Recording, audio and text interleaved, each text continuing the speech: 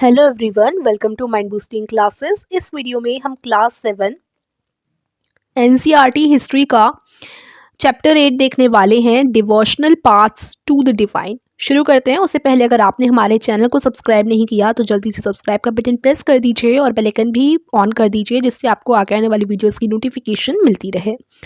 तो इस चैप्टर में क्या है कि देखो, आपने बहुत लोगों को देखा होगा जो भक्ति करते हैं, ठीक है, और डिफरेंट मतलब अलग अलग लोग अलग अलग देवी देवताओं की पूजा करते हैं, डिफरेंट रिचुअल्स परफॉर्म करते हैं, भजन कीर्तन कव्वाली ये सब गाते हैं और भगवान का नाम भी शांति में बार बार रिपीट करते रहते हैं। तो ये जो हुआ है, ये जो इंटेंस डिवोशन है या फिर भगवान के प्रति प्रेम है, जिन्हें हम भक्ति करते हैं भगवान की इतनी, तो ये जो है various kind of is the legacy of various kind of bhakti and sufi movements that have evolved since the 8th century। तो जो 8th century है ना, तब से ही वेरियस काइंड की भक्ति सूफी मूवमेंट्स ये सब चले आ रहे हैं।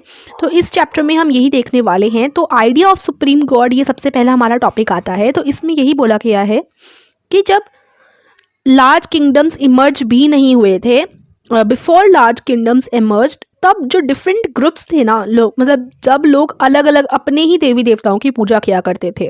फिर क्या हुआ, जैसे जैसे नए शहर बसने लगे, व्यापार वगैरह, एम्पायर्स, ये सब नया शहर बसे, टाउन्स बसे, फिर व्यापार वगैरह शुरू हुआ, तो नए नए आइडियाज़ जो है डेवलप होने लगे। फिर बाद में मतलब ये भी माने जाने लगा था बाद में कि जो है हमारा काफ़ी जन्म होते हैं, ठीक है, ये एक ज़िंदगी नहीं होती, फिर बहुत सारे जन्म होते हैं। और ये भी माने जाने लगा कि जो अच्छे जन्म मतलब अच्छे काम करना, बुरे काम करना, तो ये जो है जन्म वाली चीज़ बेसिकली कि हमारा एक ज़िंदगी के बाद काफ़ी सारे जन्म होते हैं, ये सारी चीज़ फिर आगे माने जाने लगी, ठीक है।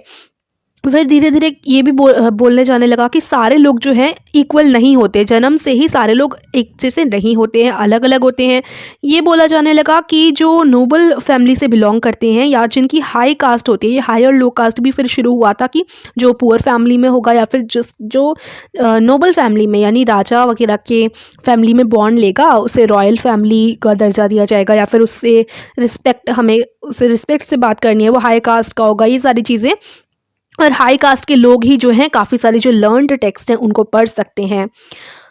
तो ये चीज़ें आगे माने जाने लगी। फिर जो काफ़ी लोग हैं वो इस भेदभाव को, हाई कास्ट लो कास्ट, पुनर्जन्म, मतलब ये सारी चीज़ों को नहीं मानते थे। तो फिर क्या हुआ, जो लोग इन चीज़ों को नहीं ज़्यादा मानते थे, जिन्हें लगता था ये चीज़ें अच्छी नहीं हैं, तो वो बुद्ध और जैन की टीचिंग्स में चले गए। बुद्ध और जैन की जो टीचिंग्स थी, उनके अकॉर्डिंग क्या था कि हम ऐसे सोशल डिफरेंसेस को ब्रेक कर सकते हैं, और ये जो जन्म मरण ये सब है, इस सबको हम जो है अपने पर्सनल एफर्ट से ब्रेक कर सकते हैं इस साइकिल को।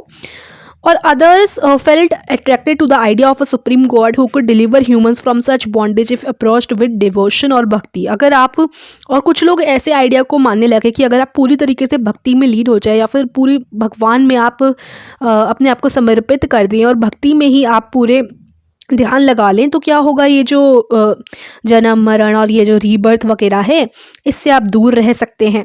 तो पूरी तरीके से आपको अपने आप को भगवान में ही, भगवान की शरण में ही जाना है और पूरी भक्ति करनी चाहिए, ये सारी चीज़ें। और ये जो आइडिया है भागवत गीता में भी काफ़ी ज़्यादा पॉपुलर हुआ, मतलब भागवत गीता में भी है। तो ये है early centuries of the common era, यानी 8th सेंचुरी में ये सब चीज़ें धीरे धीरे निकल के आई। फिर शिवा, विष्णु, दुर्गा, ये जो सुप्रीम डेटीज़ हैं, came to be worship through elaborate rituals. फिर शिवा, विष्णु, दुर्गा, इन सब की पूजा फिर शुरू होने लगी। Same time god and goddess worshipped in different areas came to be identified with Shiva, Vishnu और दुर्गा। तो वही बोला गया है, उसी समय जो देवी देवता हैं डिफरेंट एरियाज़ में, मतलब डिफरेंट लोग डिफरेंट भगवान को मानते थे, मतलब फिर उनका नाम हुआ कि ये शिवा, विष्णु, दुर्गा, इस तरीके से उनको फिर उनकी पूजा करने लगे। In the process local myths and legends become a part of the Puranic stories and methods of worship recommended in the Puranas were introduced into the local cults. Eventually, the Purans also laid down that it was possible for devotees to receive the grace of God regardless of their caste status. The idea of bhakti became so popular that even Buddhists and Jains adopted these beliefs. फिर क्या होता है, जो local myths होते हैं और जो पुरानी स्टोरीज़ होती हैं, वो सब आई, फिर मतलब लोग जैसे पूजा पाठ कैसे करनी चाहिए, कैसा मतलब मेथड ऑफ वर्शिप, कि कैसे हमें पूजा करनी चाहिए, जो पुराणों में लिखा है, वेदों में लिखा है, उस तरीके से हमें पूजा करनी चाहिए, ये सब इंट्रोड्यूस करवाया गया जनता को। मतलब ये सब धीरे धीरे सामने आया कि ऐसे पूजा करनी चाहिए जैसे पुराणों में बोला है। पुराण की जो स्टोरीज़ हैं, पुरानी की स्टोरीज़, उनको फिर लोग पढ़ने लगे। और जो पुराण हैं, पुराणों में भी ये लिखा गया और कहा गया है कि जो हमें भगवान का आशीर्वाद मिल सकता है, या फिर हम क्या हो सकता है, receive the grace of God, वही है कि हमें भगवान जी का आशीर्वाद मिल सकता है चाहे हम किसी भी कास्ट से हों। तो ये कास्ट वाली चीज़ भी उसमें बोली गई थी पुराणों में, कि चाहे आप किसी लो कास्ट से हो, हाई कास्ट से हो, आप अपने आप को एकदम पूजा पाठ में समर्पित कर दीजिए, आपको भगवान का आशीर्वाद ज़रूर मिलेगा। इस तरीके से द आइडिया ऑफ भक्ति बिकम सो पॉपुलर। हाँ, फिर क्या हुआ, ये जो भक्ति का आइडिया है, ये सब चीज़ें इतनी पॉपुलर हो गई कि जो बौद्ध जैन्स, जो बुद्धिस्ट थे, बुद्ध को मानने वाले, और जो जैन्स थे, इन्होंने भी ये सारे बिलीव्स जो हैं अडॉप्ट कर लिए, वो भी ये सब मानने लगे थे। ठीक है, उसके बाद यहाँ आपको ये एक पेज दिया गया है साउथ इंडियन मैन्यूस्क्रिप्ट से, भागवत गीता का एक यहाँ पर दिया गया है एक पेज। ठीक है, इसे आप देख सकते हो। अ न्यू काइंड ऑफ भक्ति इन south India, Nayanars and Alvars. अब एक अलग तरीके की पूजा पाठ और भक्ति शुरू हुई साउथ इंडिया में, उसकी हम लोग बात करने वाले हैं। तो जो 7th से 9th सेंचुरीज़ की बात की गई थी, 7th से 9th सेंचुरीज़ के बीच में क्या हुआ, नए रिलीजियस मूवमेंट्स शुरू हुए। नयानर्स और अलवर्स, ये लोग कौन थे? अब देखो, नयानर्स वो थे जो शिवा की भक्ति करते थे, ठीक है, और अलवर्स जो थे वो विष्णु के सेंट्स थे, यानी विष्णु की भक्ति करते थे। ठीक है, तो शिव के जो भक्त थे उन्हें नयानर्स, और अलवर्स किनको बोले जाने लगा, जो विष्णु की भक्ति में भक्ति करते थे। ठीक है, और ये जो नैनर्स और अलवर्स थे वो हर कास्ट से आते थे, चाहे जो नीची जाति की कास्ट मानी जाती थी, अनटचेबल जिनको कहा जाता था, उनसे भी उनमें भी मतलब उन्हें भी नैनर और अलवर में काउंट किया जाने लगा। ठीक है, जैसे पुलैयार और बनारस, ये जो हैं साउथ इंडिया की, यहाँ हम बात कर रहे हैं, साउथ इंडिया में ये अनटचेबल्स जाति हैं, तो मानी जाती थी, तो ये भी नैनर्स और अलवर्स में काउंट किए जाने लगे। ये भी ये चीज़ ध्यान रखते हैं कि नयानर कौन थे और अलवर कौन थे। तो देखो, नयानर यानी जो शिवा के भक्त होते, saints devoted to Shiva, and Alvar saints devoted to Vishnu. ठीक है, उसके बाद आगे बोला गया है, ये जो थे ना नयानर और अलवर, ये जो थे वो बुद्धिस्ट और जैन्स को बिल्कुल भी हम कह सकते हैं पसंद नहीं करते थे, and preached ardent love of Shiva और Vishnu as the path through salvation. और शिव और विष्णु, वो मानते थे कि शिव और विष्णु की जब आप भक्ति करेंगे तभी आपको मुक्ति मिल सकती है। दे Drew upon the आइडियाल्स of love and heroism as found in the Sangam literature. Sangam literature जो है तमिलनाडु साइड, हम जो तमिल का एक लिटरेचर है, ठीक है, ये एक तमिल का बहुत पुराना लिटरेचर है, इसमें भी ये सारे आइडियल्स आए थे कि लव और हीरोइज्म के चीज़ें लिखी गई थी। ठीक है, and blended them with the values of भक्ति, और उन्हें भक्ति के बारे में भी संगम लिटरेचर में काफ़ी कुछ लिखा हुआ था। तो जो नायनर्स और अलवर्स थे वो जगह जगह जाते थे और बहुत सारी अपनी कविताएं बनाकर अपनी जो डेटीज़ हैं शिव और विष्णु हैं, उनकी तारीफ में ये कविताएं लिखा करते थे और गांव गांव जाकर जो म्यूज़िक के तौर पे गाया करते थे इन कविताओं को। ठीक है, तो नयानर्स पता चल गए शिव जी के भक्त, और अलवर जो थे विष्णु जी के भक्त को बोला जा रहा है। तो ये हर जगह जाकर जो है इनकी तारीफ में, शिव और विष्णु की तारीफ में अपनी कविताएं बनाकर गाया करते थे अलग अलग गाँवों में जाकर।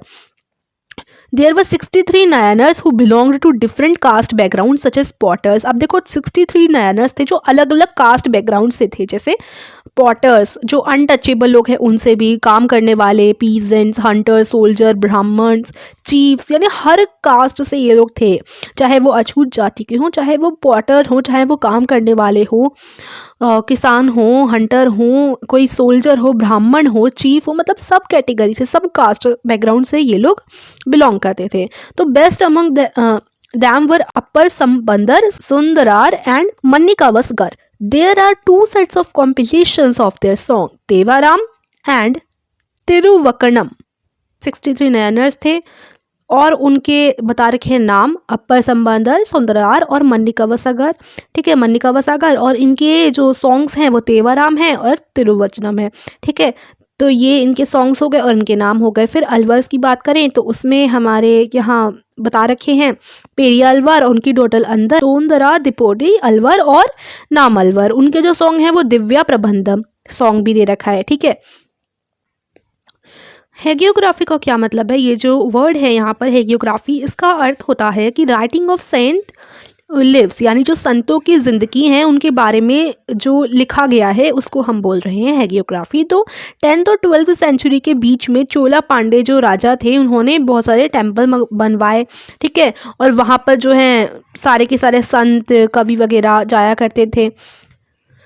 उसके बाद यहाँ ये बोला गया है फिर धीरे धीरे मंदिरों में जाकर पूजा पाठ होने लगा, भक्ति के ट्रेडिशन वगैरह शुरू हो गए। फिर यहाँ ये टाइम भी था जहाँ पर ये पोएम्स भी कंपाइल की गई, ठीक है, पोएम्स को भी बनाए जाने लगी। बिसाइड्स हेगियोग्राफीज और religious biographies of the Alvars and Nayanars were also composed, ठीक है। Today we use this text as source for writing histories of the bhakti tradition. तो ये जो हेगियोग्राफीज हैं और रिलीजियस बायोग्राफीज है ना अलवर्स नयनर्स की, ये सब भी कंपोज की गई थी। और आज हम इन्हीं टेक्स्ट को सोर्सेज, मतलब हिस्ट्री, जब हम भक्ति ट्रेडिशन की हिस्ट्री लिखते हैं तो ये सोर्स हैं उनके, ठीक है, जो हेगियोग्राफीज और रिलीजियस बायोग्राफीज अलवर्स और नयनर्स की कंपोज की गई थी, उस समय पर छापी गई थी वो। यहाँ एक ब्रोंज इमेज है मन्निका वसागर की, ठीक है, the devotee and the Lord. ये एक कंपोजिशन है मन्निका वसागर की, जो कौन थे हमने अभी ऊपर ही पढ़ा, ये नयनर्स में से एक थे, ठीक है, जाने माने बेस्ट नॉन। तो उनकी एक कंपोजिशन दी गई है, पोएम दी गई है उनकी बनाई हुई।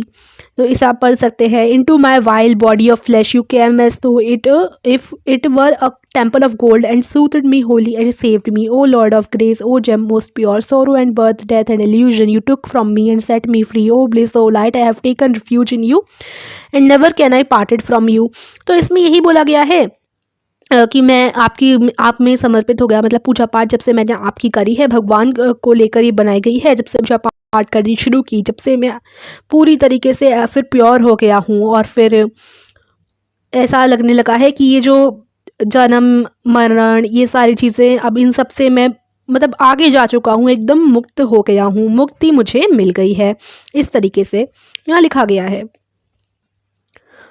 उसके बाद आगे यहाँ पर दी गई है फिलॉसफी एंड भक्ति। Shankara, one of the most influential philosophers of India, was born in Kerala in the 8th century।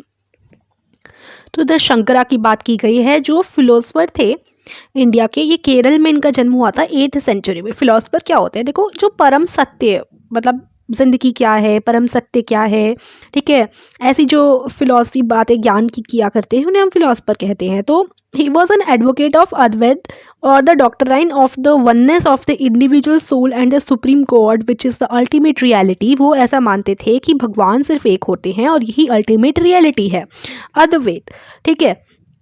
Advocate of अद्वैत थे, उनका यही मानना था कि एक ही इंडिविजुअल जो आत्मा है ना, इंडिविजुअल सोल है या फिर सुप्रीम गॉड है, वही एक है, ठीक है। वो ये माना करते थे कि बाकी सब भ्रम है।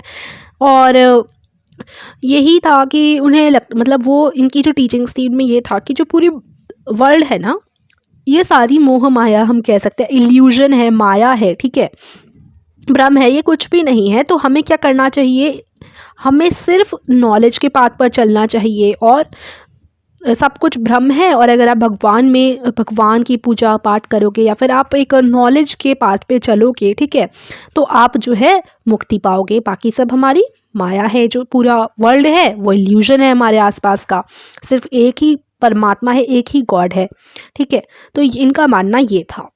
उसके बाद रामानुज, बॉर्न इन तमिलनाडु। रामानुज जो थे, तमिलनाडु में इनका जन्म हुआ 11th सेंचुरी में। Was deeply influenced by the Alvars, और ये डीपली इन्फ्लुएंस थे अलवर्स से।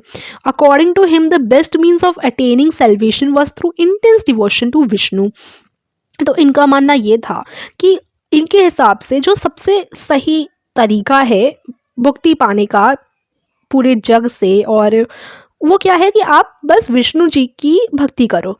Vishnu in his grace helps the devotee to attain the bliss of union with him. तो विष्णु जी के साथ हमारा एक कनेक्शन हो जाता है, वो ये माना करते थे, मतलब कि विष्णु जी की भक्ति करनी चाहिए। वो अलवर्स से काफ़ी ज़्यादा डीपली इन्फ्लुएंस थे। तो यही बोला गया, अलवर्स कौन थे? विष्णु जी के भक्त थे, है ना। He propounded the doctrine of He propounded the doctrine of Vishishtaved or qualified oneness in that the soul, even when united with the supreme God, remained distinct. तो अब यहाँ बोला गया है, देखो सबसे पहले ये जो डॉक्ट्राइन है उसका मतलब है जो सिद्धांत यानी जो उनकी फिलॉसफी थी वो बताई गई है। तो जो शंकर थे, फिलोसफर थे, उनकी जो डॉक्ट्राइन थी या फिर उनकी जो फिलॉसफी थी वो अद्वैत थी, और इनकी जो है रामानुज की ये क्या है, ध्यान रखना, ये है विशिष्टवेद, ठीक है, विशिष्ट वेद।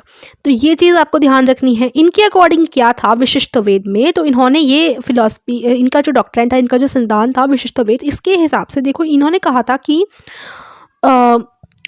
देखो, और qualified oneness and that the soul even when united with the supreme god remain distinct. अगर हम भगवान के साथ मतलब भगवान से मिल भी जाएं तब भी हम लोग जो हैं उनसे अलग ही रहेंगे, यानी अगर हम भगवान में पूरे मतलब खुद को पूरी भक्ति में लीन कर ले, पूरी भक्ति में लग जाएं, ठीक है, तब भी हमारी जो सोल है ना, जो हमारी आत्मा है वो तो अलग ही रहेगी, सुप्रीम गॉड हम बन नहीं जाएंगे, ठीक है। रामानुजन डॉक्ट्राइन जो उनकी ये सिद्धांत था, इससे जो है भक्ति भी मतलब इससे इंस्पायर किया इसने द न्यू स्टैंड ऑफ भक्ति को, जिससे जो नॉर्थ इंडिया में काफ़ी ज़्यादा चला भी। तो यहाँ पर आपको ये चीज़ ध्यान रखनी है, रामानुज तमिल नाडु में इनका जन्म हुआ था 11th सेंचुरी में, और अलवर से काफ़ी ज़्यादा इन्फ्लुएंस थे। तो ये विष्णु जी पे ज़्यादा इनका था कि विष्णु जी की भक्ति बहुत करते थे, और इन्होंने इनका जो डॉक्ट्राइन था वो था विशिष्ट वेद। इसके हिसाब से क्या था कि अगर आप भगवान के साथ एकदम मिल भी जाएं और लेकिन फिर भी आपकी जो सोल है और भगवान की जो सोल है, आप एकदम सुप्रीम गॉड नहीं बनेंगे, आप अलग रहेंगे, भगवान अलग रहेंगे, बल्कि जबकि आप अगर उनके मार्ग पे चले भी तब भी, ऐसा इनका मानना था, ठीक है। ऐसा आप कुछ कह सकते हैं कि आप अलग ही रहेंगे उनसे फिर भी। और फिर शंकर का जो हमने पढ़ा वो अद्वैत था, ठीक है। इनके हिसाब से ये मानते थे कि सब कुछ इल्यूजन है, बस एक ही है सोल, एक ही परमात्मा है, एक ही भगवान है, उन्हीं में हमको जुट जाना है एकदम से, ठीक है। मतलब ये इनका मानना था कि सब आसपास माया है, तो आप नॉलेज की बात पे चलिए, और ब्रह्म वगैरह है सब, ठीक है। तो ये चीज़ आप ध्यान रखेंगे। फिर आगे हम चलते हैं। अब नेक्स्ट है यहाँ पर बासवानाज वीर शैविस्म। तो इसमें हमने क्या देखा कि तमिल भक्ति मूवमेंट से यहाँ जो हमने पहले पढ़ा था कि जो चोला पांड्या राजा थे, इन्होंने क्या करवाए, मंदिर बनवाए थे। फिर यहाँ पर जो लोग थे वो पूजा करने जाने लगे, लोग में मेनली अलवर और नयानर जो थे वो जाने लगे पूजा पाठ करने, पोयम वगैरह ये सब उन्होंने बनानी शुरू की, ये सब हमने पढ़ा। तो तमिल भक्ति मूवमेंट और टेम्पल वर्शिप के बारे में पढ़ा। फिर धीरे धीरे मंदिरों में जाकर जो है पूजा करना शुरू हो गया। तो इससे क्या हुआ, अब ये वीर शैव मूवमेंट के बारे में हम लोग पढ़ रहे हैं। वीर शैव मूवमेंट जो है ये किसने शुरू किया था, बसवना ने शुरू किया था। बसवना का जो मूवमेंट था वो था वीर शैव मूवमेंट, ठीक है। इसमें क्या है, बसवना तो थे ही और इनके और भी साथी थे जैसे अल्लम प्रभु और अक्का Mahadevi. This movement begin in Karnataka, ये जो है कर्नाटका से शुरू हुआ मिड 12th सेंचुरी में, ठीक है। और जो वीर शैव थे, वीर शैवस जो थे, मतलब ये जो है बसवना का वीर शैविस्म, इसके अकॉर्डिंग क्या था, वीर शैविस्म के अकॉर्डिंग जो उन्होंने शुरू किया, वीर शैव मीन्स एक शैविस्म, एक नया मूवमेंट। इसके अकॉर्डिंग ये था कि ये जो मतलब ब्राह्मण के आइडियाज़ हैं कास्ट के बारे में कि ऊंची जाति नीची जाति, ये सब जो है ये सब गलत है। और वुमेन के साथ जो ट्रीटमेंट किया जाता है वो मतलब गलत है कि अगर आप अच्छी तरीके से वुमेन को ट्रीट नहीं करेंगे तो ये चीज़ भी गलत है। हमें अच्छे से वुमेन को ट्रीट करना चाहिए, और कास्ट वगैरह भी सब लोग बराबर हैं, सब ह्यूमन बींग्स को इक्वलिटी मिलनी चाहिए। ये चीज़ जो है इन्होंने इसमें वीर शैविस्म में थी मेनली, ठीक है। और ये जो थे, जो हवन वगैरह होते हैं, जो रिचुअल्स फॉलो होते हैं उनके भी खिलाफ थे, और जो मूर्ति वगैरह की पूजा होती है उसके भी खिलाफ थे। तो वीर शैवाज बोला जा रहा है वीर शैविस्म को फॉलो करने वालों को, ठीक है, वीर शैवाज। तो वीर शैवाज का यही मानना था कि सब ह्यूमन बींग्स को इक्वलिटी मिलनी चाहिए, और ये जो कास्ट वास्ट का सिस्टम है ये खराब है, ट्रीटमेंट ऑफ वुमेन अच्छा होना चाहिए, और रिचुअल और मूर्ति की जो पूजा होती है इन सब चीज़ों के भी ये लोग खिलाफ थे। तो ये ध्यान रखना है। वीर शैव मूवमेंट कर्नाटक से शुरू हुआ था, बसवना ने शुरू किया था, इनिशिएट किया था बसवना ने, और उनके कुछ साथी थे अल्लम प्रभु और अक्का महादेवी, ठीक है। फिर आगे यहाँ पर वीर शैवा के वचन दिए गए हैं। वीर शैवा के जो वचन थे ये बसवना के जो वचन थे, ठीक है, बसवना ने शुरू किया वीर शैविस्म, और वीर शैव का ये कुछ वचन दिए गए हैं। The rich will make temples for Shiva. What shall I, a poor man, do? My legs are pillars, the body the shrine, the head a couple of gold. तो ये सब आप पढ़ सकते हैं, ये वचन होते हैं। वचन ध्यान रखिएगा, वचन किसके हैं, वीर शैव के वचन, ठीक है। The Vaishnava poet saints of Maharashtra, such as Jananeshwar, Namadeva, Eknath, and Tukaram, were devotees of Lord Vithal. Devotion around Lord Vithal gave rise to the Varkari sect, which lay emphasis on an annual pilgrimage to Pandharpur. The cult of Vithal emerged as powerful mode of devotion and was popular amongst the people. तो अब यहाँ बताया गया है जो महाराष्ट्र के, पहले हम इस वाले टॉपिक को पढ़ेंगे, द संत ऑफ महाराष्ट्र। तो यहाँ यही है कि जो महाराष्ट्र के संत थे जैसे जनानेश्वर, नामदेव, एकनाथ, तुकाराम, तो ये जो थे विट्ठल भगवान के डिवोटीज थे, भक्त थे, ठीक है। फिर विट्ठल भगवान की जो पूजा थी, वही जो डिवोशन था, ये भी आगे बढ़ा, और फिर आगे बढ़ा, यही बोला गया है कि तो विट्ठल का जो अलग से कल्ट था, फिर वो ये भी भक्ति में आने लगा, डिवोशन में, और पॉपुलर हो गया लोगों के बीच में। तो पहले हम ये पढ़ते हैं कि महाराष्ट्र के संत के बारे में पढ़ते हैं, उन्हीं के बारे में ये चीज़ आपको दे रखी है, उनके नाम भी दे रखे हैं। तो 13th से 7th century, from the 13th to the 7th centuries, 13 से 7 सेंचुरीज में महाराष्ट्र ने काफ़ी, मतलब महाराष्ट्र में बहुत सारे जो है संत, कवि वगैरह आए। उन्होंने क्या है, सॉन्ग्स बनाए सिंपल मराठी लैंग्वेज में, ठीक है। और इन मराठी लैंग्वेज के सॉन्ग से लोग भी इंस्पायर हुए थे। जो मोस्ट इम्पॉर्टेंट है उनमें उनके भी नाम दिए गए हैं। तो अब ये जो महाराष्ट्र के जो संत थे उनमें, और जो कवि थे उनके भी यहाँ पर नाम दिए गए हैं। मोस्ट इम्पॉर्टेंट जो आपको याद रखने चाहिए वो, ठीक है, ज्ञानेश्वर, ज्ञानेश्वर, नामदेव, एकनाथ, तुकाराम। फिर कुछ वुमेन के भी दिए गए हैं जैसे सखू भाई, और उनकी एंड द फैमिली ऑफ चौकमेला, चौकमेला की फैमिली भी बता गई है। और चौकमेला जो है ये अनटचेबल जाति से थे, महर की जो कास्ट होती है उससे थे, ठीक है। दिस रीजनल ट्रेडिशन ऑफ भक्ति focused on the Vitthal, a form of Vishnu, Vishnu का ही एक फॉर्म है विट्ठल, ठीक है। इस पे ये जो है फोकस किया गया इस भक्ति के ट्रेडिशन में। Temple in Pandharpur as well as on the notion of a personal god residing in the hearts of all people.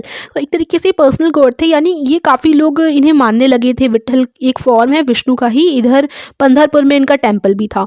तो ये अब यहाँ ये बात करें कि विट्ठल के जो थे, विट्ठल के डिवोटीज ही थे महाराष्ट्र के संत जो हमने अभी पढ़े। These saint poets rejected all forms of ritualism, outward display of piety and social differences based on birth. तो इनका भी यही मानना था, मतलब इन्होंने क्या रिजेक्ट किया कि ये जो रिचुअल्स होते हैं, ये जो हवन वगैरह होते हैं, ये चीज़ें इन्हें नहीं पसंद थी, मतलब इन्होंने इसका रिजेक्शन किया। इन्होंने जो सोशल डिफरेंसेस थे, बर्थ के बेस पर जो माना जाता है ना कि ये ऊंची कास्ट का, इसका जन्म रॉयल फैमिली में हुआ, ये सब भी इन्होंने रिजेक्ट किया। In fact they even rejected the idea of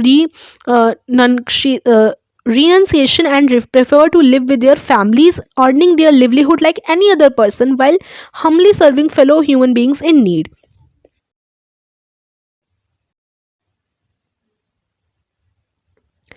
तो इन्होंने और क्या क्या रिजेक्ट किया, इन्होंने ये रिजेक्ट किया, ये आइडिया रिजेक्ट किया कि जो हम मतलब जब हम एकदम संन्यास लेते हैं या फिर जंगल वगैरह में जा कर के रहने लग जाते हैं, तो ये सब नहीं करना चाहिए। हमें जो हमारी फैमिलीज उनके साथ नॉर्मली ही रहना चाहिए, और किसी और पर्सन की तरह ही अपना खर्चा वगैरह चलाने के लिए अर्न करना चाहिए, ठीक है। लेकिन हम क्या कर सकते हैं, जो ह्यूमन बींग्स ज़रूरत में जो लोग हैं उनकी मदद कर सकते हैं, ठीक है। तो यहाँ से आपको ये क्या क्या पता चला कि देखो, सबसे पहले आपको ये जो महाराष्ट्र के संत थे, इनका नाम, इनका ध्यान रखने, नाम याद रखने हैं ज्ञानेश्वर। ये जो है इनको ऐसा लिखा जाता है, जबकि इनको प्रोनाउंस किया जाता है ज्ञानेश्वर, नामदेव, एकनाथ, तुकाराम, ठीक है। और वुमेन में आप सखू भाई और पूरी चोखा मेला की जो फैमिली थी उनका नाम याद रख सकते हैं। इसमें जो है विट्ठल की लोग पूजा किया करते थे। विट्ठल देव यानी ये विष्णु जी की ही एक फॉर्म होती है, ठीक है। और पंढरपुर में टेम्पल, ये सब चीज़ें यहाँ बता रखी है। और इनकी सेक्ट का नाम था वरकारी सेक्ट, ठीक है। वरकारी सेक्ट को राइज दिया विट्ठल ने, ठीक है। Vitthal gave rise to the Warkari sect. फिर यहाँ पर यही बोला गया कि तीर्थ यात्रा पे हमें एनुअली, मतलब साल में एक बार तो जाना ही चाहिए। इधर जो लिखा हुआ है उसके हिसाब से मैं बता रही हूँ, पंढरपुर में जो टेम्पल था उधर, ठीक है। पंढरपुर में हमें एनुअली साल में एक बार यात्रा पर जाना चाहिए, उनका ये मानना था, ठीक है। फिर ये लोग क्या रिजेक्ट करते थे, ये करते थे कि ये जो रिचुअलिज्म है, सारे ये जो हवन वगैरह होते हैं, ये सारी चीज़, और बाहर से दिखावा कि हम भगवान की पूजा करते हैं, जो बाहर से दिखावा करते हैं, ये चीज़ भी गलत है।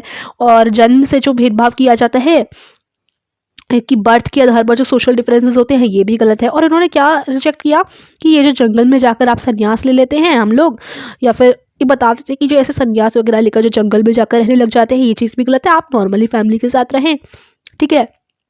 और जो ह्यूमन बींग्स नीड में हैं उनकी मदद करें। A new humanist idea emerged as they insisted that bhakti lay in sharing others pen. तो इनका क्या कहना था कि दूसरों का दुख दर्द बांटने में, दूसरों की मदद करने में ही भक्ति है। As the famous Gujarati saint Narsi Mehta said, there are Vaishnavas who understand the pain of others. तो जैसे गुजराती जो संत है नारसी मेहता, उन्होंने बोला भी है कि जो वैष्णव हैं वो दूसरों का दर्द भी समझते हैं। ठीक है, तो ये जो संत थे ना महाराष्ट्र के, वैष्णव पॉइंट संत ऑफ महाराष्ट्र इनको कहा जाता है। ठीक है, नाम ध्यान रखेंगे आप लोग, ज्ञानेश्वर, तुकाराम, जो अभी हमने यहाँ पर सारे पढ़े, एकनाथ, ठीक है, सकुबाई वगैरह।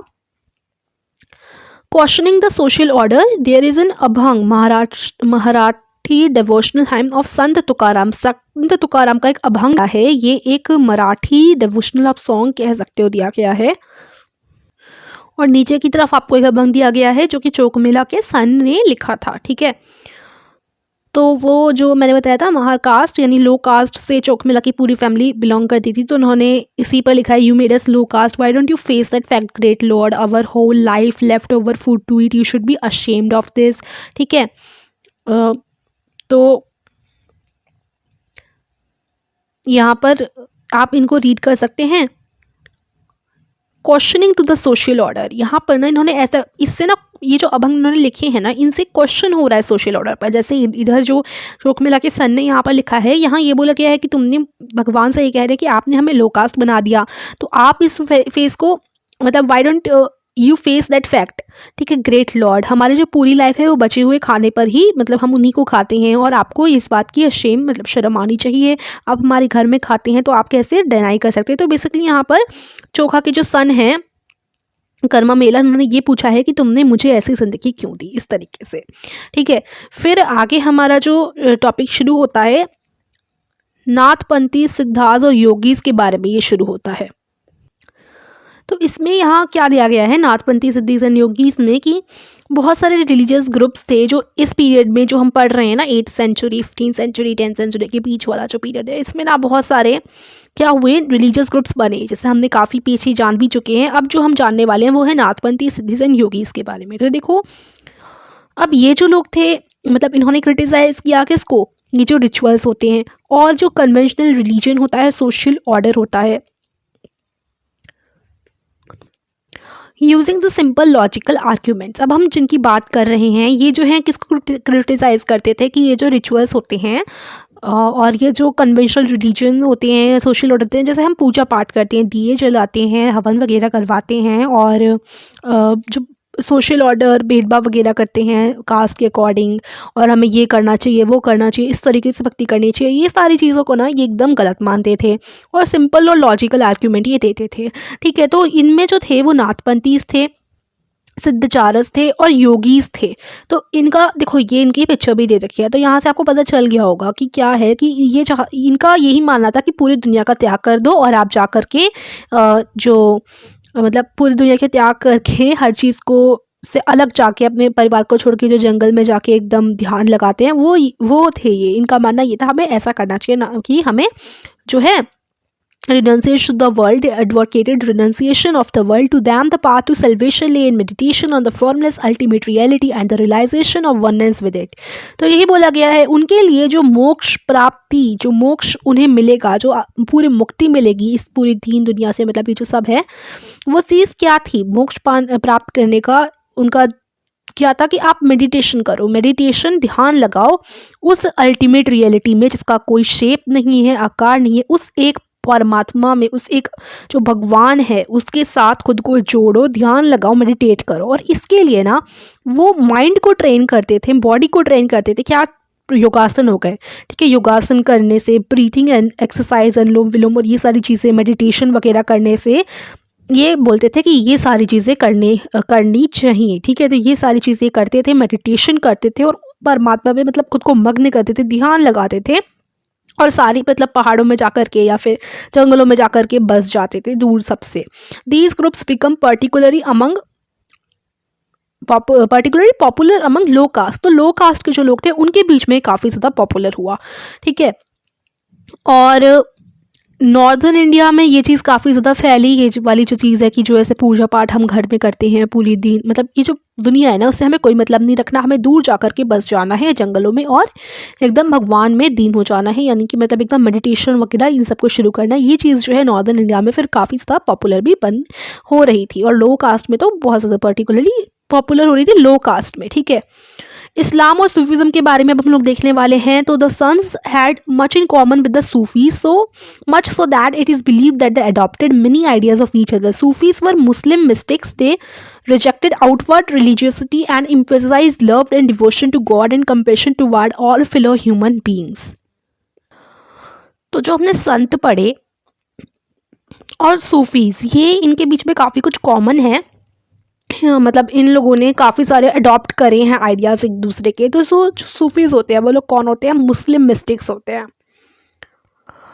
तो मिस्टिक्स का मतलब कह सकते हो आध्यात्मिक, मतलब या जो ईश्वर का दर्शन एकदम पा सके, मतलब मुस्लिम जो सूफीज़ होते थे वो मुस्लिम होते थे, ठीक है।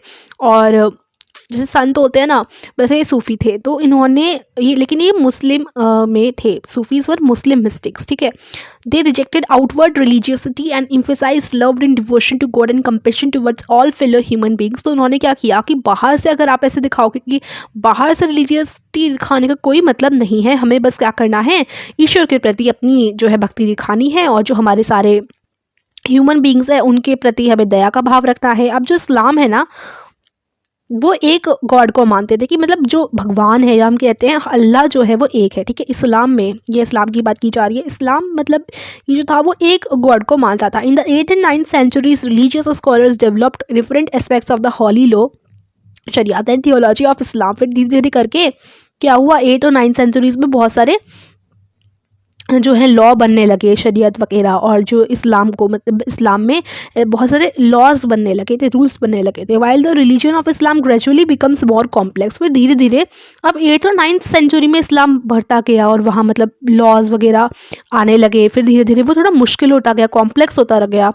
सूफ़ी ने क्या किया, Sufis provide did it with an additional dimension that favoured a more personal devotion to god. तो सूफीज का कहना ये था कि आपको ना बस मेनली क्या है कि भगवान का जो आपको मतलब पूजा पाठ है, मतलब जो पूजा है भगवान की करनी है और भगवान में एकदम लीन होना है, यही सूफ़ी कहा करते थे। सूफीज़ ने क्या रिजेक्ट किया था, elaborate rituals and codes of behaviour demanded by Muslim religious scholars. मतलब सूफीज़ का मानना ये था कि चाहे ये जो लॉज वगैरह हैं, या फिर मतलब जो मुस्लिम रिलीजियस स्कॉलर्स हैं, इन्होंने ये जो रिचुअल वगैरह जो हैं लाए हैं, अगर आप इनको माने भी ना, तब भी आप बस क्या कीजिए, इसको रिजेक्ट करते थे। जो रिचुअल्स थे ना, सूफीज जो थे रिचुअल्स को रिजेक्ट करते थे। वो कहते थे बस आपको गॉड को, मतलब गॉड के प्रति आपको भक्ति करनी है उनकी। They sought union with god much as lover seeks his beloved with disregard for the world. तो इनका क्या मानना था कि जैसे जो दो लवर्स होते हैं, उनको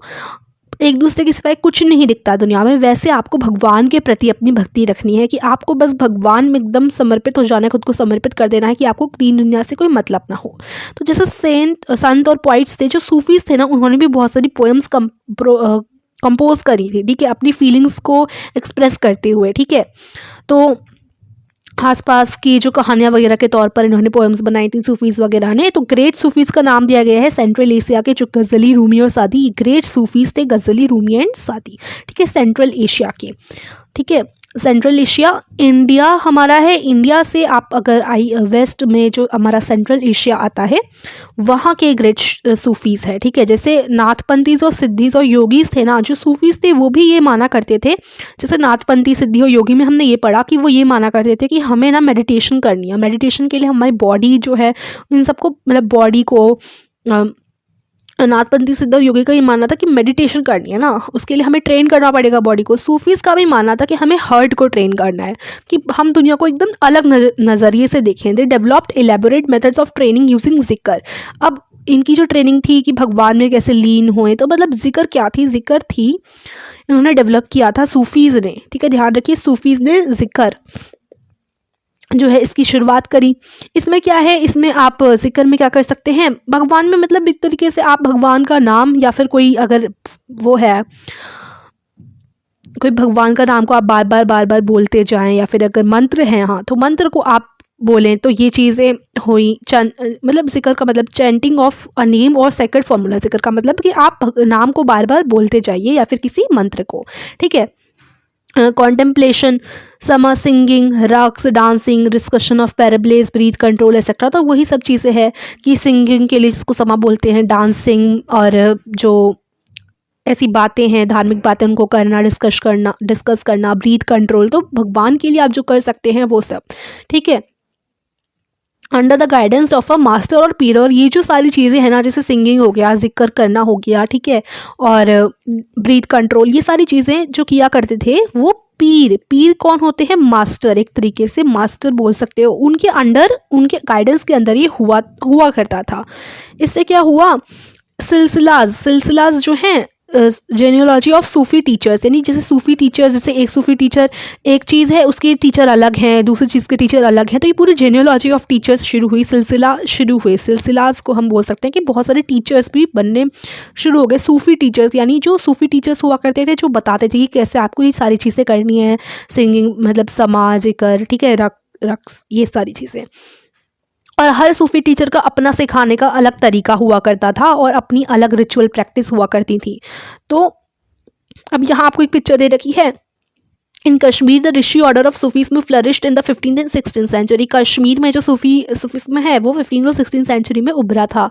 तो ये कश्मीर में किसने लाया था? शेख नूरुद्दीन वाली ने। इनको हम नंद ऋषि के नाम से भी जानते हैं, ठीक है। और इनकी वजह से काफ़ी लोगों पे डीप इम्पैक्ट पड़ा था, कश्मीर के लोगों पे, ठीक है। और इनके नाम के आपको काफ़ी श्राइन्स भी मिल जाएंगे कश्मीर में, ठीक है। तो जो ऋषि सेंट थे, ये ध्यान रखिए, कश्मीर में जो ये आप सूफीज़्म है 15 और 16 सेंचुरी में फ्लरिश हुआ, और किसके द्वारा इस्टेब्लिश किया? ये शेख नूरुद्दीन वाली के द्वारा ये कश्मीर में आया था सूफीज़्म, ठीक है। उसके बाद हमारा आता है large number of Sufis from Central Asia settled in Hindustan from the 11th century onwards. 11th century से आगे की तरफ, मतलब 11th सेंचुरी से क्या हुआ, जो ईरान इराक वाला पार्ट है ना, तो ताजिकिस्तान वगैरह, मतलब जो हमारा सेंट्रल एशिया है, सेंट्रल एशिया से लोग फिर सूफीज जो थे काफ़ी आने लगे और हिंदुस्तान में आकर के बसने लगे। ये जो है कुरान का एक मैन्यूस्क्रिप्ट दिया गया है, पिक्चर दी गई है।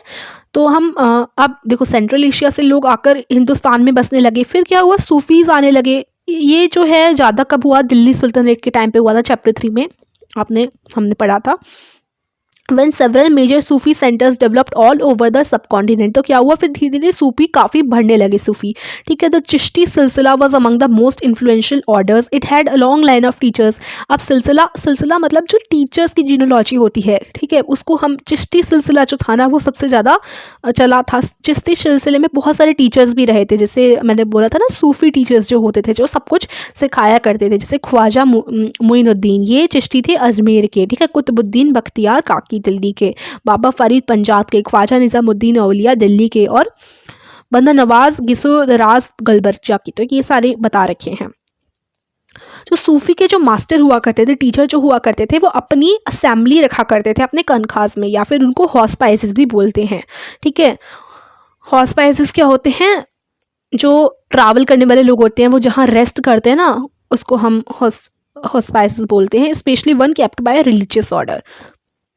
तो यही है कि जो सूफ़ी के मास्टर थे वो अपने कनखास में अपनी असेंबली रखा करते थे। डिवोटीज़ जो थे, जो भक्त हुआ करते थे, वो जो सब फैमिली से, चाहे रॉयल फैमिली हो, सब जगह से, सब कास्ट, मतलब सब लोग जो थे वो आया करते थे कनखास में। क्या देखने? ऑर्डिनरी आम जनता भी आती थी कनखास में। जो सूफ़ी टीचर्स हैं, जो सूफ़ी मास्टर्स हैं ना, उनकी बातें सुनने कनखा में। दे डिस्कस स्पिरिचुअल मैटर्स, वो आपस में मिलकर के जो पूजा पाठ की चीज़ें हैं, स्पिरिचुअल मैटर्स हैं, उनको डिस्कस किया करते थे, ठीक है। Sought the blessings of the saint in solving their worldly problems, और जो है लोग अपनी तकलीफ़ें लेकर आया करते थे, और जो संत हैं, जो सूफ़ी हैं, वो उनको सॉल्व किया करते थे कनखास में, ठीक है। और म्यूज़िक वगैरह और डांस सेशन भी इधर हुआ करते थे। जो लोग हैं वो attributed Sufi master with miraculous powers that could relieve other of their illness and troubles. लोग माना करते थे कि जो सूफ़ी है ना, सूफ़ी के मास्टर्स, इनमें अलग से पावर है, ये जादुई हैं, क्योंकि ये जो है लोगों की बीमारियाँ भी जल्दी से ख़त्म कर देते हैं, बीमारियाँ, या उनकी जो भी उनमें तकलीफ़ चल रही है लोगों की, वो बताते हैं सूफ़ी मास्टर को, और वो उसका निवारण देते हैं, मतलब सब जो बताते हैं कि क्या करना चाहिए क्या नहीं। तो दरगाह जो होता है या उसको टॉम्ब भी कहते हैं सूफ़ी संत का, वो एक ऐसी जगह बन गई थी जहाँ पर लोग थाउजेंड ऑफ लोग जाते थे, ठीक है, और फेथ वगैरह यात्रा वगैरह करने, ठीक है। तो ये था हमारा पूरा इस्लाम वगैरह सूफ़ी का जो हमने पढ़ा कि जो सूफ़ीज़ थे और इस्लाम था, इसके बारे में बेसिकली हमने इधर जाना। अब आगे बढ़ते हैं। Finding the Lord.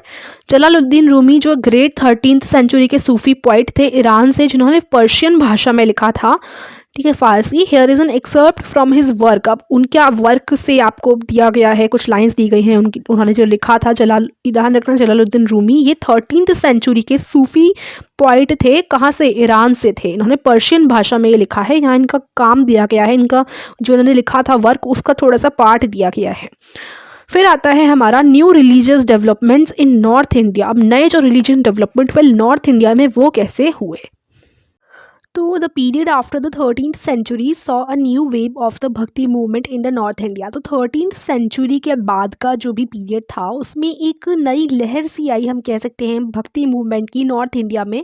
तो यहाँ पर एक ऐसा समय था जब Islam, Brahmanical Hinduism, Sufism, various strands of bhakti and the Nathpan, Siddhis and Yogis influenced one together। यानी एक दूसरे पर इन सब ने प्रभाव डाला।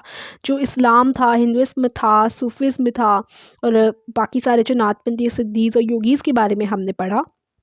तो हमने देखा था कि नए टाउन्स चैप्टर 6 में और किंगडम्स जो नए हुए थे चैप्टर 2 और 3 और 4 में, हम ये लोग पढ़ चुके हैं, were emerging and people were taking up new professions and finding new roles for themselves. तो लोग क्या कर रहे थे, नए नए जैसे शहर बस रहे थे, किंगडम्स वगैरह, तो लोग ना अपने लिए नई नई रोल्स ढूंढ रहे थे, नए प्रोफेशंस ढूंढ रहे थे। Such people specially craft person, peasants and traders, labourers thronged to listen to these new saints and spread their ideas। तो जो नए नए संत आ रहे थे, संत जो नए आ रहे थे, उनकी जो आइडियाज़ हैं उनको सुनने के लिए जो क्राफ्ट पर्सन, ट्रेडर्स, लेबरर्स, ये लोग स्पेशली इकट्ठा हुआ करते थे और उनके आइडियाज़ को सुना करते थे और स्प्रेड किया करते थे।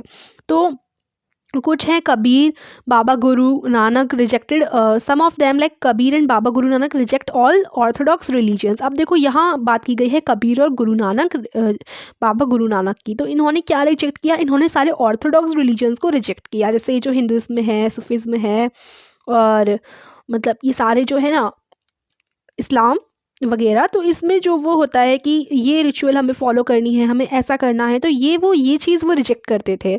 और दूसरों की बात की गई है, जैसे तुलसीदास और सूरदास, इन्होंने बोला कि हम एग्जिस्टिंग बिलीव्स एंड प्रैक्टिसेस को एक्सेप्ट कर लेंगे but wanted to make this accessible to all. तो ये जो थे ना कबीर और बाबा गुरु नानक, ये तो बिलीव्स को ही एकदम नहीं मतलब नहीं एक्सेप्ट कर रहे थे, रिजेक्ट कर रहे थे। क्या बिलीव्स? जैसे कि हर जो धर्म होता है, हर रिलीजन में बिलीव्स होते हैं कुछ, और हमें ऐसे करना है, ये प्रैक्टिस करनी है, ये रिचुअल्स हैं, इन सबको ये फॉलो नहीं करते थे। लेकिन जो तुलसीदास और सूरदास हैं, वो बोल रहे थे कि हाँ, हम हिंदुइज्म को मान लेंगे, इन सबको मान लेंगे, लेकिन जो है ये जो भी रिलीजन है वो सबके लिए एक्सेसिबल होना चाहिए, कि सब उसमें आ सकें, ठीक है, सब उसका उसमें मतलब पार्टिसिपेट कर सकें। Tulsidas conceived of God in the form of Ram. तो जो तुलसीदास थे, उन्होंने अपना भगवान किसको माना? राम को माना। Tulsidas composition the Ramcharitmanas written in Awadhi language. Awadhi कौन सी लैंग्वेज है? जो ईस्टर्न उत्तर प्रदेश में यूज़ की जाती है, बोली जाती है, अवधी। तो उस लैंग्वेज में तुलसीदास जी का आपने सुना ही होगा, रामचरितमानस तुलसीदास जी ने लिखी है। तो ये जो है अवधी भाषा में लिखी गई थी। Is important both as an expression of his devotion and as a literary work. तो उन्होंने अपना लिखित में जो रामचरितमानस लिखी थी, वो एक तरीके से अपने भक्ति को भी शो किया था, कि राम जी के प्रति उनकी जो भक्ति है उसको शो कर किया था इसे लिख करके, ठीक है। चैतन्य देव और 16th century bhakti saint from Bengal preached selfless devotion to Krishna Radha। In the picture you see a group of his followers engaged in ecstatic dancing and singing। तो चैतन्य देव जो थे एक 16th century के संत थे, भक्ति संत, और ये जो है बंगाल से थे। इन्होंने जो है सेल्फलेस डिवोशन, कृष्ण राधा के प्रति इनका जो भक्ति थी वो थी, जिसमें वो सेल्फलेस थे, ठीक है, मतलब पूरी अच्छी तरीके से लीन थे, और उन्हें उसमें भक्ति में कृष्ण राधा की। तो इस पिक्चर में दिखाया गया है कि जो चैतन्य देव थे और उनके साथ उनके जो और भी फॉलोवर्स थे, वो कैसे डांस कर रहे हैं और गा रहे हैं इस पिक्चर में, ठीक है। तो 16th century के कौन थे? चैतन्य देव, भक्ति संत थे, बंगाल से, कृष्ण राधा की उन्होंने डिवोशन मतलब कृष्ण राधा के वो भक्त थे, ठीक है। हाँ, तो अब आगे आपका आता है एक मैप। इसमें आपको बताया गया है जितने भी जो हमारे मेजर भक्ति के संत हैं और जो रीजन्स जिनमें वो हैं, जैसे गुरु नानक और बाकी ये देखो शंकर देवा, सूरदास, मीराबाई, ठीक है। ये सारे के सारे जो हमने पढ़े ना, वो ये काफ़ी इंपॉर्टेंट है। अगर आप देखें अच्छे से तो इससे आप ये जान सकते हैं कि कौन से लोग किस रीजन से हैं थे, ठीक है। तो जैसे यहाँ बता भी रखा है वेस्ट बंगाल साइड से चैतन्य देव, अभी हमने पढ़ा था बंगाल के 16th सेंचुरी में, है ना। बसवना कर्नाटका से इन्होंने शुरू किया था अपना मूवमेंट। तो ये बसवन्ना यहाँ कर्नाटक साइड से है ना। तो आप देख सकते हैं फिर तमिल के हमने रामनुज वगैरह पढ़े थे। तो इस मैप में आप जानेंगे कि कौन से भक्ति संत किस रीजन से थे, ठीक है। फिर आगे आता है his composition compiled in Sursagar Sursaravali and Sahitya Lahari expresses his devotion. हाँ, तो देखिए अब ये जो सूरसागर है, सूरज अरावली है, साहित्य लहरी है, ये किसने लिखी है? ये भी किन्होंने लिखी है? सूरदास की है, ठीक है। मतलब अभी तो हमने तुलसीदास की बात की। तुलसीदास जो गॉड थे वो थे राम, उन्होंने रामचरितमानस लिखी थी अवधी भाषा में। और अब आते हैं सूरदास। सूरदास जो है डिवोटी थे कृष्ण के, ठीक है। और इनकी कुछ कंपोजिशंस दे रखी हैं सूरसागर। अब देखो इनके आगे ना सुर आ रहा है तो आप जान सकते हो कि इन्होंने लिखी है, ठीक है, सूरज अरावली। और फिर आता है साहित्य लहरी। तो यहाँ ये साहित्य लहरी भी याद रखिएगा कि ये भी इन्हीं की कॉम्पोजिशन है, इन्होंने ही लिखी है, ठीक है। तो हमने पढ़े तुलसीदास जो राम की भक्ति में लीन थे, ठीक है। और उन्होंने रामचरितमानस अवध भाषा में लिखी। अवधि में सूरदास जो कि डिवोटी थे कृष्णा के, उनकी कंपोजिशन में सूरसागर, सूरज अरावली और साहित्य लहरी, ठीक है। उसके बाद also contemporary was Shankar Dev of Assam. अब इन्हीं के मतलब ये जो इन्हीं के टाइम पे बोल सकते हैं कॉन्टेम्प्रेरी, मतलब इन्हीं के साथ में एक और बता रखे हैं शंकर देव जो है असम से हैं। 15th century, late 15th century में, who emphasised devotion to Vishnu के ये डिवोटी थे। And composed poems and plays in Assamese, Assam से हैं तो एसमीज भाषा में इन्होंने बहुत सारी कविताएं और प्लेज जो हैं कंपोज करे हैं। और इन्होंने नामघर भी बनाए हैं। नामघर एक ऐसे घर हैं जहाँ पर हम प्रेयर ये करते हैं, प्रेयर, ठीक है, प्रेयर वगैरह। और practice that continues to date. और नामघर जो हैं अभी भी नामघर काफ़ी हैं और आज भी लोग उनमें प्रेयर जा कर के करते हैं। अब इधर बताया गया है किनके बारे में, शंकर देव। ये जो हम सारे संत पढ़ रहे हैं ना, इनके नाम काफ़ी इंपॉर्टेंट है, आप ध्यान रखिएगा। शंकर देव असम, इससे पहले भी हमने पढ़े थे शंकर, वो अलग है, और ये शंकर देव ये असम की हैं, ये अलग है, ठीक है। तो शंकर देव, ये जो एसेंस है शंकर देवस डिवोशन का, उसे हम बोल सकते हैं एक शरण नाम धर्म, ठीक है। Supreme surrender to the one, यानी इनका क्या मानना है कि पूरा अपना सरेंडर पूरा किसी एक को दे दो। मतलब जो हमारे भगवान है वो एक है, तो सुप्रीम हम पूरा जो ध्यान है उन्हीं के में लगाएंगे, ठीक है। तो ये जो टीचिंग्स थी ना शंकर देवा की, वो किसके ऊपर थी? भागवत गीता के बेस पर थी, ठीक है, and Bhagavat Purana. He also encourage the establishment of satra और monasteries for transmission of knowledge. उन्होंने काफ़ी मोनेस्ट्रीज को भी इंकरेज किया था, इस्टेब्लिश करवाई थी, जहाँ नॉलेज बांटी जा सके। हिज मेजर कॉम्पोजिशंस इंक्लूडेड कीर्तन घोष उनकी एक कॉम्पोजिशन है शंकर देव की, ठीक है। ये जो ट्रेडिशन था, यहाँ से पढ़ रहे हैं अब हम लोग। This tradition also included saints like Dadu Dayal, Ravidas and Mirabai. अब इसमें दादू दयाल, रविदास और मीराबाई जैसे और भी लोग हैं। मीराबाई जो है एक राजपूत प्रिंसेस थी जिनकी शादी रॉयल फैमिली में हुई थी, मेवर की फैमिली ऑफ मेवर से, इन द 16th सेंचुरी, ठीक है। मीराबाई जो है रविदास की कौन थी, हम कह सकते हैं Mirabai became a disciple of Ravidas, a saint from a caste considered untouchable. तो अब बताया गया है कि मीराबाई जो थी, डिसिपल का मतलब है शिष्या, ठीक है, शिष्या। ये शिष्या थी रविदास की, ठीक है। रविदास जो हैं एक संत हैं जो एक अछूत अनटचेबल जो कास्ट होती है उससे बिलोंग करते हैं। तो जो मीराबाई हैं वो काफ़ी कृष्णा की भक्त थी और उन्होंने बहुत सारे भजन जो हैं आप लिखे हैं, ठीक है, अपनी भक्ति को, मतलब भक्ति को हम कह सकते हैं एक्सप्रेस करते हुए। हर songs also openly challenge the norms of the upper caste and become popular with the masses in Rajasthan and Gujarat. तो राजस्थान गुजरात में काफ़ी ज़्यादा ये पॉपुलर हुए हैं। फिर है a unique feature of most of the sant saints is that their works were compose in regional languages and could be sung. तो एक यूनिक फीचर सभी संत का ये है कि उन्होंने जो भी कंपोज किया है ना, अपनी कविताएं हो, सॉन्ग्स हो, वो सारे अपनी रीजनल लैंग्वेजेस में करी हैं, मतलब जिस जगह पे वो रहते हैं वहीं की भाषा में करी हैं और उन्हें गाया भी जा सकता है। They became immensely popular and were handed down orally from generation to generation. तो ये काफ़ी पॉपुलर भी रही हैं इनमें से बहुत सारी, और फिर जनरेशन टू जनरेशन इनको मतलब बार बार लिखा जाता है, हम कह सकते हैं हैंडेड डाउन हुई हैं, मतलब अभी तक ये हैं। Usually the poorest most deprived communities and women transmitted these songs often adding their own experiences. तो देखो ये कैसे चले आ रहे हैं, उन्होंने बनाया, फिर उनको दूसरे लोगों ने गाया, फिर और लोग गाते हैं, और गाते गाते ये आज तक हैं ऐसी जो इनकी कॉम्पोजिशंस हैं। और ये यूजुअली जो बहुत ज़्यादा पुअर होते हैं या फिर जो एकदम लो कास्ट से होते हैं और जो वुमेन्स होती हैं, इन कम्युनिटीज़ के द्वारा ये जो गाने हैं, जो गीत हैं, वो इधर पूरे मतलब फैले हैं, ठीक है, जनरेशन टू मतलब पूरा इन्होंने क्या किया है, जो वुमेन होती हैं इन गानों को गाती भी हैं, ठीक है, और अपनी खुद के एक्सपीरियंस भी इसमें जोड़ लेती हैं। तो इसलिए आज भी हमारे पास ये सॉन्ग हैं, ठीक है।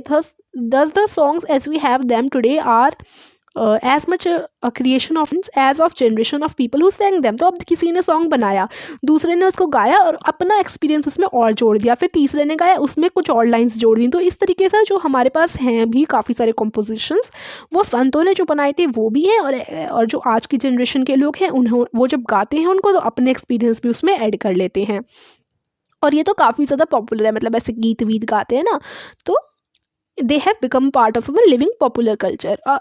अब यहाँ बोला गया है इंपॉर्टेंट कंट्रीब्यूशन बताया गया है भक्ति संत का towards the development of music. Music काफ़ी डेवलप हुआ है इनकी वजह से। जयादेव बंगाल की जयादेवा हैं जो बंगाल की हैं, उन्होंने गीता गोविंद कंपोज की है इन संस्कृत में, ठीक है। हर सॉन्ग जो इन्होंने कंपोज किया है वो पर्टिकुलर राग में है और ताल में है।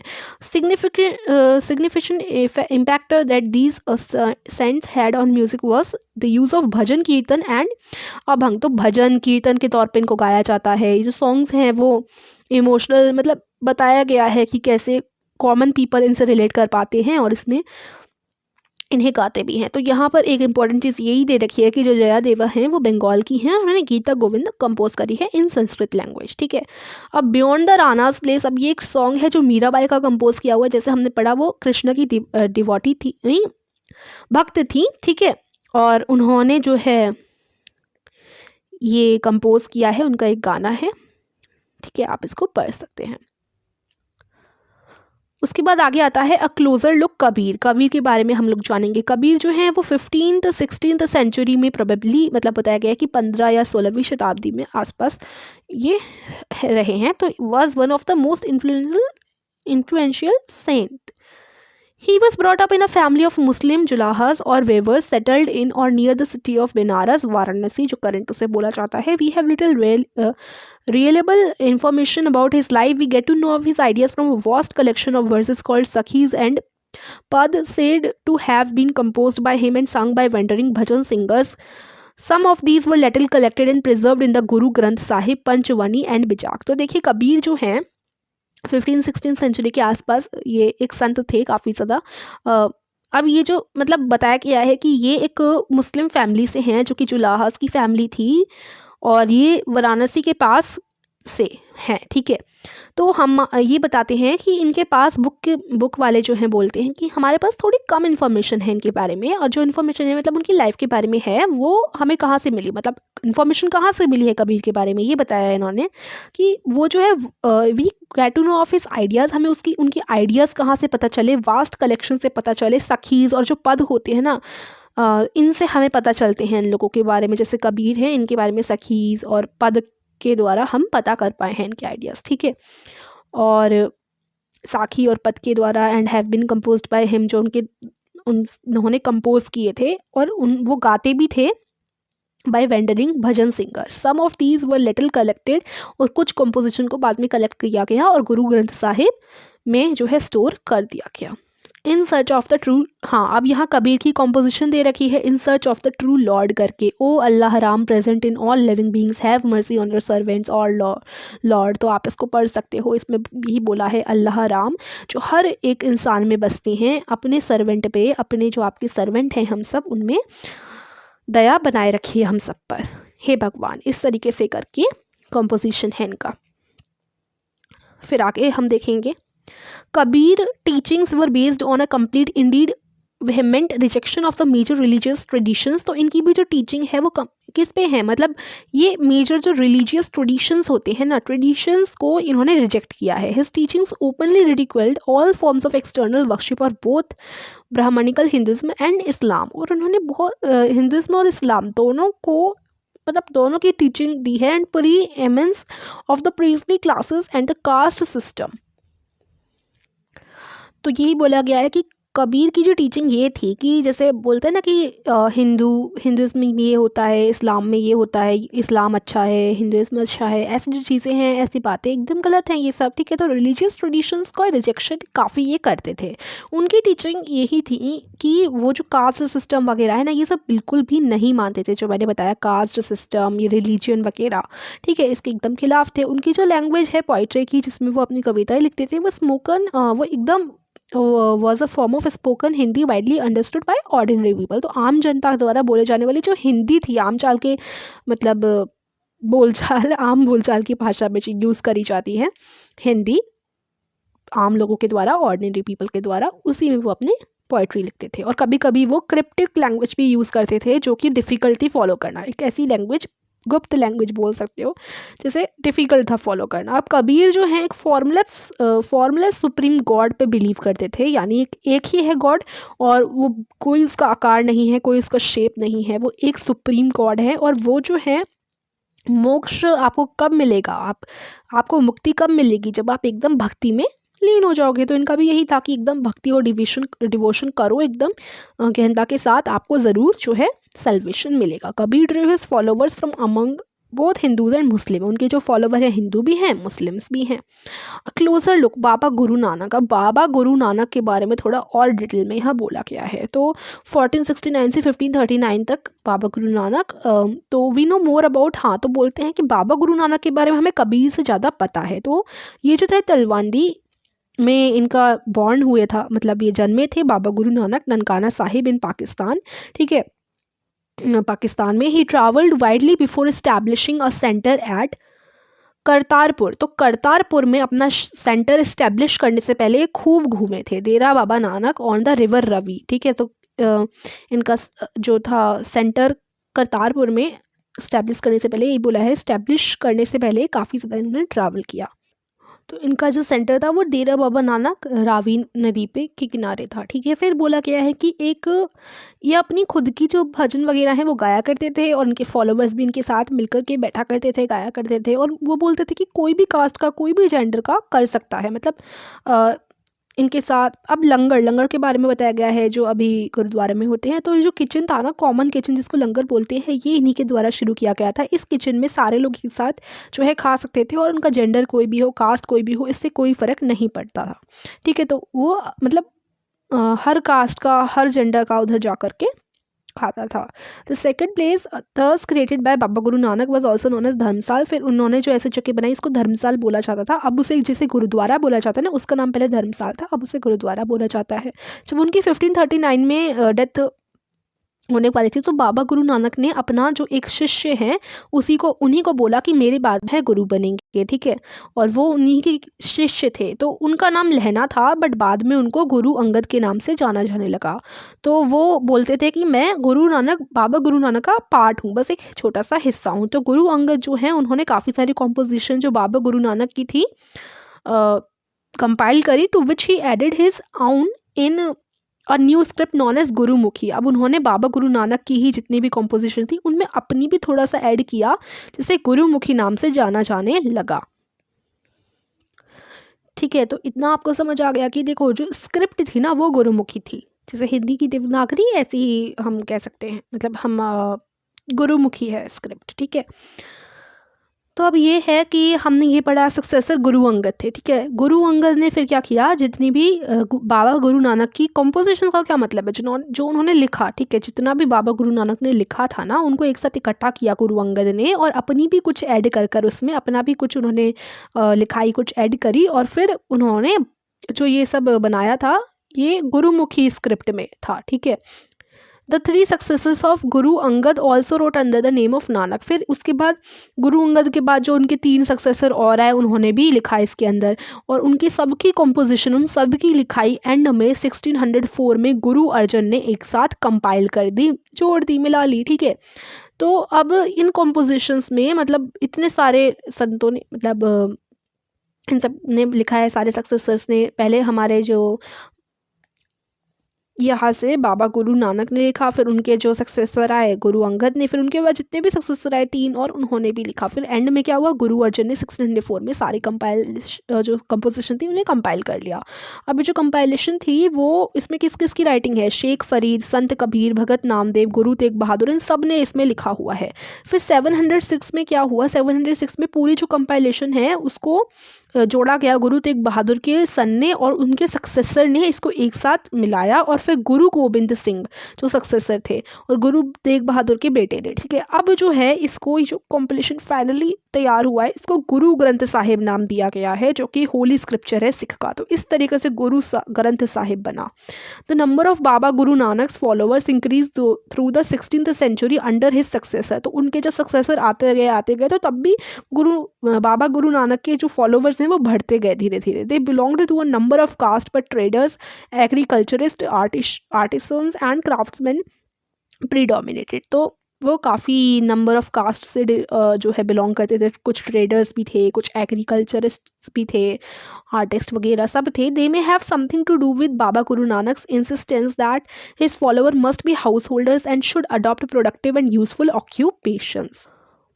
तो बाबा गुरु नानक का ये कहना था कि उनके जो फॉलोअर्स होने चाहिए ना, वो ऐसे नहीं होना चाहिए कि आपने सब कुछ छोड़ दिया और आप संन्यास लेकर चले गए जंगल वगैरह में। ऐसा नहीं कि आपको, मतलब इनका कहना था कि घर में ही रहिए और अपने परिवार के साथ ही अपना जीवन जो है बिताइए, और पैसे कमाइए, अपने परिवार को चलाइए और दूसरों की मदद कीजिए। इनका बस यही मानना था। और यही कहा गया है कि ये भी एक्सपेक्ट करते थे कि जो इनके फॉलोअर्स हैं वो पूरी कम्युनिटी बनाकर उनमें फ़ंड भी डाला करें, पैसे थोड़ा बनाया करें, जिससे कम्युनिटी अच्छे से चल सके, इस तरीके से। तो 17th सेंचुरी के बिगनिंग से जो टाउन था रामदासपुर, अमृतसर काफ़ी डेवलप हुआ, और वहाँ पर गुरुद्वारा भी बना, जिसको हरमंदिर साहिब, गोल्डन टेम्पल के नाम से जो जाना जाता है, उसको हरमंदिर साहिब भी कहते हैं। तो वो भी बन गया था यहाँ पर 17th सेंचुरी के स्टार्टिंग में, ठीक है। तो उसके बाद बोला गया है वो सेल्फ गवर्निंग था, ठीक है। And modern historians refer to the early 17th century Sikh community as a state within the state. तो अब यहाँ से जो मुग़ल एम्पायर जहांगीर थे ना, उनको ऐसा लगता था कि जो सिख हैं वो उनके लिए एक थ्रेट है, यानी ये सिख उनके लिए थोड़े कह सकते हो कि थोड़े स्ट्रॉन्ग है, या फिर इनसे उन्हें कुछ, थ्रेट का क्या मतलब है, देखो थ्रेट का मतलब वैसे तो धमकी होता है, लेकिन आप खतरा कह सकते हो, वो खतरा मानते थे, ठीक है। खतरा एक राइट वर्ड हो सकता है कि जहांगीर को लगता था, जो मुग़ल एम्पायर जहांगीर थे उनको लगता था कि जो सिख हैं उनके लिए खतरा है। तो उन्होंने क्या किया, गुरु अर्जन जो थे, सक्सेसर जो थे, मतलब लास्ट में जिन्होंने सब कंपोजिशन को मतलब एक जगह कंपाइल किया था, ये गुरु अर्जुन जो थे उन्हें 606 में मरवा दिया था। किसने, एम्पायर जहांगीर ने, ठीक है। तो जो सिख मूवमेंट था, इसके बाद से सिख मूवमेंट स्टार्ट हुआ, ठीक है। 17th सेंचुरी मतलब gate politicized in the 17th century development which culminated in the institution of the Khalsa by Guru Gobind Singh in 1699। तो ये जो है इंस्टीट्यूशन ऑफ खालसा में शुरू हुआ गुरु गोबिंद सिंह के द्वारा 1699 में। तो 1606 में तो वो इनको मरवा दिया गया था, किसको, गुरु अर्जुन को, है ना, जहांगीर के द्वारा। तो उसके बाद में एक क्या हुआ, ये शुरू हुआ कि सिख मूवमेंट शुरू हुआ। सारे के सारे जो सिख थे ना, वो उन्होंने एक खालसा पंथ मतलब उनकी एक तरीके से फ़ौज तैयार कर ली, और मतलब एकदम उन्होंने सिख मूवमेंट करना स्टार्ट कर लिया कि हम ये अत्याचार नहीं सहने वाले, ऐसा करके। तो changing historical situation during the 16th and 17th century influenced the development of the Sikh movement. फिर जो है 16 और 17 सेंचुरी में जो सिख मूवमेंट है वो काफ़ी ज़्यादा डेवलप हुआ। और ये जो है ना गुरु गोविंद सिंह के बाबा गुरु नानक के जो आइडियाज़ थे, जो उनकी सीख थी, शिक्षाएं थी, वो तो शुरू से ही काफ़ी इम्पेक्ट किया था उनकी शिक्षाओं का लोगों पे काफ़ी इम्पेक्ट हुआ था। तो वो जो थे वो मानते थे कि एक गॉड की, एक भगवान होता है, उनकी पूजा हमें करनी चाहिए। तो देखो हर संत की टीचिंग में क्या जा रहा है कि वन गॉड होते हैं, है ना। और वो ये नहीं मानते थे कि मतलब ये जो है ना कास्ट, जेंडर वगैरह ये सब नहीं है सही। His idea of liberation was not that of a state of inner bliss but rather the pursuit of active life with a strong sense of social commitment. तो उनका यही मानना था कि देखो आप दूसरों की मदद करो और एक अच्छी सी लाइफ जियो। ऐसा नहीं है कि आप एकदम जा कर के संन्यास ले लो, या फिर मतलब उनका मानना यही था कि हमें एक एक्टिव लाइफ जीनी चाहिए। और वो खुद भी जो नाम, दान और स्नान थे इसको यूज़ करते थे अपनी टीचिंग में। मतलब राम, दान और स्नान को का क्या मतलब है, देखो इसका मतलब है नाम यानी आप अच्छे वर्कशिप करो अच्छी तरीके से एकदम। देखो पूजा पाठ तो एकदम राइट करनी ही है। फिर उसके बाद दान यानी दूसरों को दान देना, ठीक है। और स्नान का मतलब खुद के अंदर प्योरिटी रखना और अच्छे से अपना पूरी लाइफ जियो, ऑनेस्ट लाइफ जियो। तो उनकी टीचिंग जो थी ना, उनको नाम जपना, कीर्त करना, वंद चखना, इस नाम से याद रखा जाता है। तो इनका यही मानना था कि आप वर्शिप करो, अच्छी अपनी ईमानदारी से ज़िंदगी जियो और दूसरों की मदद करो। बस यही होता है सच्ची भक्ति। अगर आपको मोक्ष प्राप्त करना है तो बस आपको यही करना है, कुछ अलग नहीं करना। बस आपको सच्ची और अच्छी और ईमानदारी से अपनी ज़िंदगी जीनी है, दूसरों की मदद करनी है और भगवान पे पूरे भरोसा रखना है और उनकी पूजा पाठ में लगे रहना है। तो यही चीज़ है, इसी से आपको मोक्ष प्राप्ति हो सकती है। तो बाबा गुरु नानक की जो आइडिया था इक्वालिटी का, वो ये भी मानते थे कि सब इक्वल है। This meant partly explain the difference between the history of the followers of Baba Guru Nanak and the history of the followers of the other religious figures of the medieval centuries like Kabir, Ravidas and Dadu, whose ideas are very similar to those of Baba Guru Nanak। तो इससे पता चलता है कि गुरु नानक हो गए, है ना, बाबा गुरु नानक हो गए, और बाकी हमने कबीर पढ़े, रविदास पढ़े, दादू पढ़े, बहुत सारे संत पढ़े, इनकी जो टीचिंग थी वो लगभग सेम ही थी, है ना, क्योंकि सब मानते हैं एक ही गॉड की पूजा करनी चाहिए। तो टीचिंग इन सबकी सेम थी। तो अब आता है लास्ट में एल्सेवियर। इससे आपका चैप्टर फिनिश हो गया है। फिर भी हम इसको एक्स्ट्रा नॉलेज के लिए पढ़ लेते हैं। Martin Luther and the reformation. तो 16th सेंचुरी एक ऐसा टाइम था यूरोप के लिए भी रिलीजियस फर्मेंट का टाइम था। तो यहाँ पर जो मोस्ट इम्पॉर्टेंट लीडर्स थे ना, वो मतलब क्रिश्चियनिटी में यहाँ पर काफ़ी चेंज आ रहा था। वो मार्टिन ल्यूथर के बारे में यहाँ बताया गया है। मार्टिन ल्यूथर जो थे ना, उन्हें ऐसा लगता था कि रोमन कैथोलिक चर्च में कुछ चीज़ें गलत हो रही हैं और वो बाइबल की टीचिंग के अगेंस्ट है। तो उन्होंने क्या किया, उन्होंने ऐसी ऑर्डिनरी पीपल जो भाषा यूज़ करते हैं उसे ज़्यादा इनकरेज करते थे, लेटिन जो भाषा थी उसको नहीं करते थे। तो उन्होंने बाइबल को क्या किया, जर्मन में ट्रांसलेट कर लिया जिससे उसे ईजिली लोग पढ़ सके। ल्यूथर जो थे वो इंडल्जेंसेस और making donation to the church so as to gain forgiveness from sins. यानी ऐसा हुआ करता था कि अगर आप चर्च में बहुत सारे पैसे दे दो ना तो आपके सारे पाप धुल जाएंगे, मिट जाएंगे। ऐसा थोड़ी ना होता है। तो वो जो थे ल्यूथर जो थे वो इसके एकदम खिलाफ थे।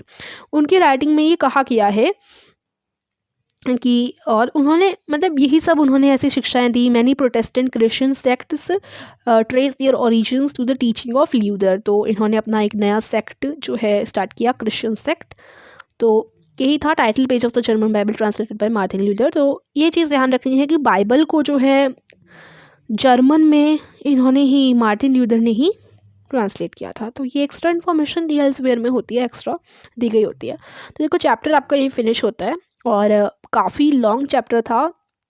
एंड अगर आपको ये चैप्टर समझ आया हो, पसंद आई हो वीडियो, तो वीडियो को लाइक और चैनल को ज़रूर सब्सक्राइब कीजिए। Thank you for watching. Bye.